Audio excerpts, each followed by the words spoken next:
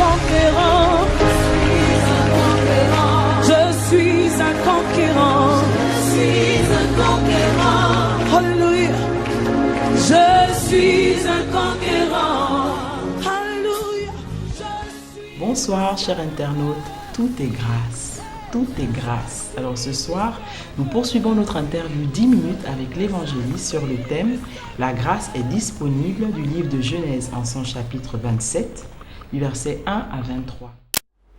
Mesdames et messieurs, bonsoir. Bonsoir à tous les internautes qui me suivent ce soir. Je vais développer un thème sur la grâce tiré du livre du commencement, donc le livre de la Genèse, en son chapitre 27, les 23 premiers versets. Il est question de l'histoire de Jacob et Ésaü. La Bible déclare: Isaac devenait vieux, ses yeux s'étaient affaiblis. Il ne voyait plus. Il appela Ésaü, son fils aîné. Mon fils, c'est lui. Celui-ci lui répondit: je suis là. Il reprit: je suis vieux et je ne connais pas le jour de ma mort. Maintenant, je te prie, prends tes armes, ton carquois et ton arc, sors dans la campagne et chasse du gibier pour moi. Prépare-moi un plat appétissant, comme je les aime, et apporte-le-moi pour que je le mange, afin que je te bénisse avant de mourir. Verset 5. Tandis qu'Isaac parlait à son fils Ésaü, Rebecca écoutait. Ésaü s'en alla dans la campagne pour chasser du gibier et le rapporter.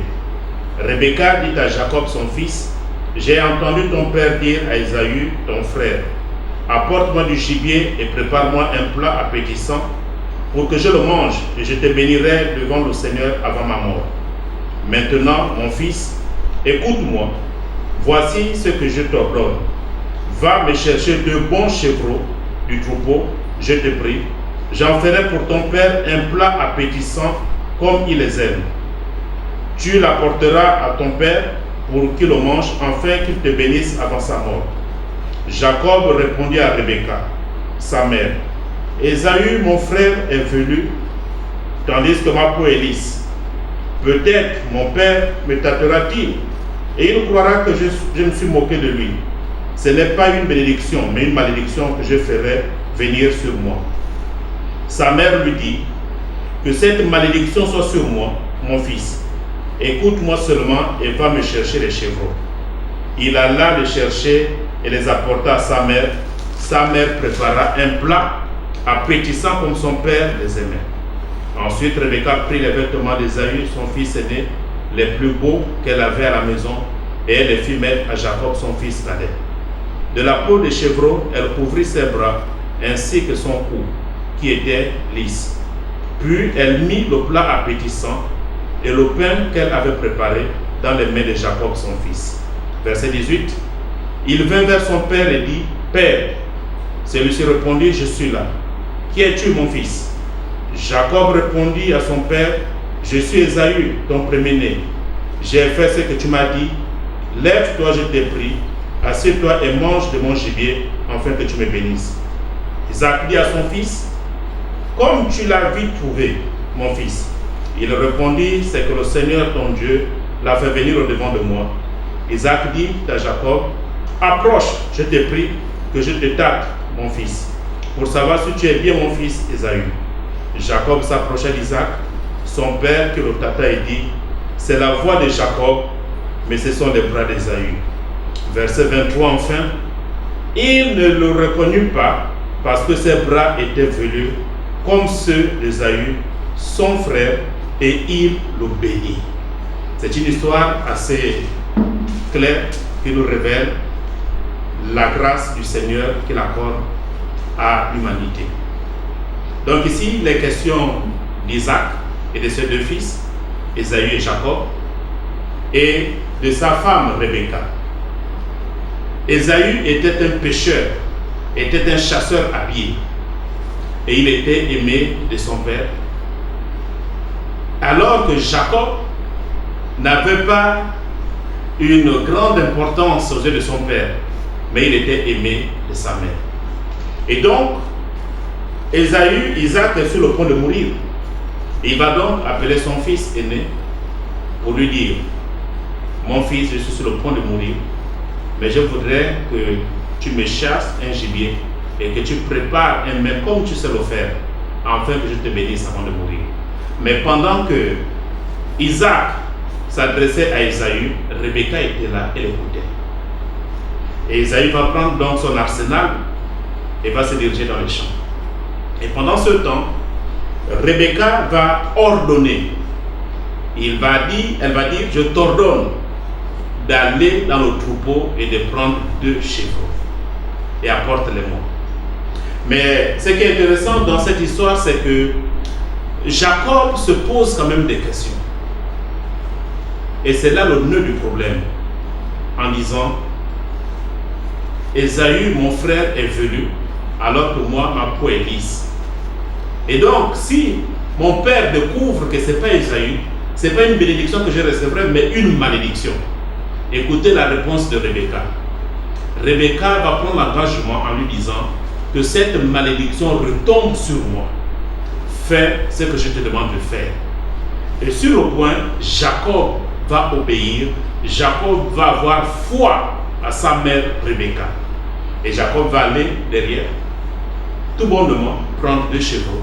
Pendant ce temps, Ésaü est en train de courir, de transpirer dans les champs, à la recherche d'un gibier. Mais Jacob n'a fourni aucun effort. Il est allé juste prendre les chevaux derrière la maison, il les a apportés, et la maman a fait toute la cuisson. Jacob n'a rien fait.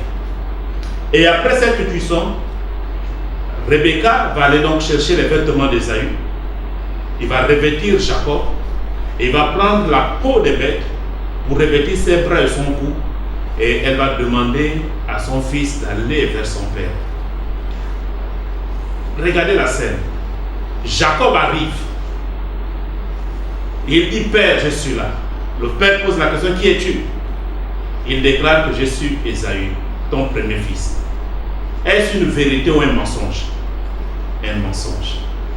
Deuxièmement, le père pose la question, comment as-tu fait? Tu es revenu aussitôt. Il va déclarer que le Seigneur, ton Dieu, a mis devant moi un animal que j'ai capturé aussi facilement. Vérité ou mensonge? Mensonge. Et après, qu'est-ce qui va se passer? La Bible déclare que Isaac va bénir Jacob de toutes les bénédictions. Et Jacob va ressortir de là avec les faveurs et les grâces de Dieu. Et quelques temps après, Ésaü va arriver. Il va préparer son menu, il va se présenter devant son père. Et son père va poser la question, mais qui es-tu? Il dit, je suis Ésaü. Et le père est étonné. Il se pose la question à 2 Ésaü. Ton frère était déjà là, il a été béni. Et Jacob est parti. Et là, on se rend compte que Ésaü demande à son père, n'as-tu pas réservé au moins une bénédiction pour moi? Mais écoutez ce que la Bible déclare. Dans le livre de Genèse 27, le verset 39 et le verset 40. Genèse 27, 39 à 40. Isaac, son père, répondit et lui dit, voici ta demeure sera privée de la graisse de la terre et de la rosée du ciel d'en haut. Tu vivras de ton épée et tu seras asservi à ton frère, mais en errant librement ça et là, tu briseras son joug de dessus ton cou. Quelle effrayante malédiction! Qu'est-ce que Ésaü a fait pour mériter une telle malédiction? Ésaü a respecté scrupuleusement la parole de son père. Comment Ésaü peut-il être maudit au détriment de Jacob qui n'a fourni aucun effort? Mesdames et messieurs, la grâce est une opportunité qui est offerte, pas aux justes, mais à ceux-là qui sont des pécheurs, qui reconnaissent leur état. Il dit, tu vivras de ton épée. Mais c'est une malédiction grave. Tu vivras de ton épée. Et donc, sans l'épée, il ne peut pas vivre. Tu vivras de ton épée. La rosée du ciel ne tombera pas sur lui. Et même s'il cultive la terre, elle ne portera pas de fruits. Même la terre est maudite à cause de Ésaü.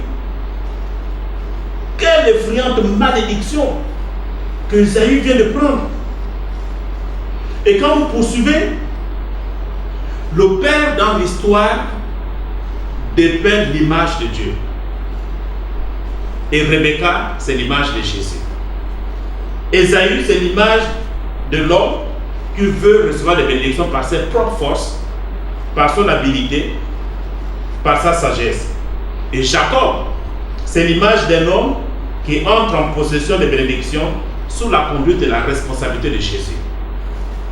Et la Bible déclare dans Romains 10, le verset 4, Christ est la fin de la loi pour la justification pour quiconque croit. Jacob a juste cru. Jacob n'a pas fourni d'effort. Il a cru.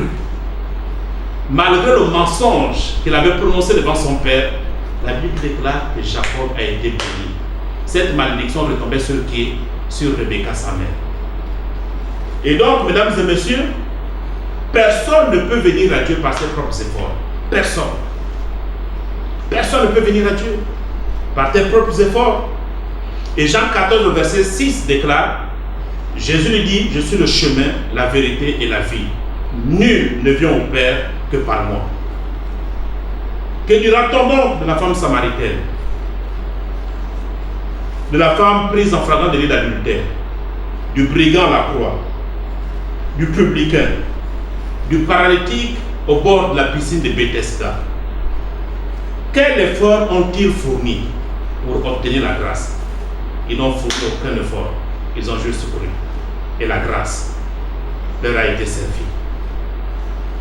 Ils ont cru. Et voyez-vous, pourquoi Ésaü a été maudit? Je vais vous expliquer pourquoi Ésaü a été maudit. Premièrement, il s'est efforcé de vivre conformément à la parole de Dieu, sans faire recours à Jésus. Conformément à la parole de Dieu, en comptant sur ses capacités et non sur Jésus. Il s'est efforcé de faire ce que son père lui avait demandé de faire. Il a beaucoup transpiré en utilisant son bon sens. Le résultat, c'est la malédiction.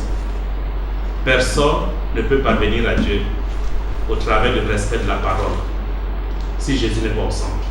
Pourquoi? Parce que personne ne peut respecter la parole de Dieu de façon claire et exacte, sans bavure. Dieu aime les justes. Jésus aime les pécheurs. Mais devant Dieu, personne n'est juste sans Jésus. Et voyez-vous, même dans la vie chrétienne, beaucoup comptent sur leurs efforts, leurs capacités, leur manière de contribuer dans l'avancement du royaume. D'autres bâtissent des chapelles, d'autres apportent des offrandes, d'autres contribuent de façon financière, d'autres par leur assiduité au temple. Ils maîtrisent tout le fonctionnement du milieu chrétien. Et ils sont nommés même à la poste de responsabilité des diacres, des anciens, des diaconesses, à cause de leur habilité. Mais ce soir, je voudrais te dire, si Jésus n'est pas au centre de ta vie, tous les efforts que tu es en train de fournir ne produiront en toi que de la malédiction. Ésaü a été maudit. Et donc, voyez-vous, mesdames et messieurs, la grâce est disponible. La grâce est disponible pour quiconque croit. Ici, la notion, il faut croire. Il faut avoir la foi. Parce que c'est Jésus qui te mènera vers le Père. Beaucoup font des efforts, mais malheureusement, ils parviennent à l'échec. Et la malédiction est leur partage. Et donc, mesdames et messieurs, voici le message que j'avais à partager avec vous cet après-midi. Je crois pour ma part que tu as écouté le message. Je vais te laisser avec cette question. Qui est au centre de ta vie? Tes capacités, ta puissance financière, ton assiduité aux réunions, tes temps de jeûne et prière de 40 jours, de 50 jours, de 100 jours, qui est au centre de ta vie? Je voudrais te dire ce soir, si Jésus n'est pas au centre de ta vie, tout ce que tu es en train de bâtir ne produira en toi que de la malédiction. Mais le conseil que je peux te donner, c'est de mettre Jésus au centre de toutes tes affaires et de compter sur Jésus. Si tu continues uniquement sur la parole sans compter sur Jésus-Christ de Nazareth, il n'était donc pas question que Jésus vienne. Mais Dieu a trouvé un moyen pour sauver l'homme. C'est par son Fils Jésus-Christ de Nazareth. Mesdames et messieurs, que Dieu vous bénisse et à la prochaine.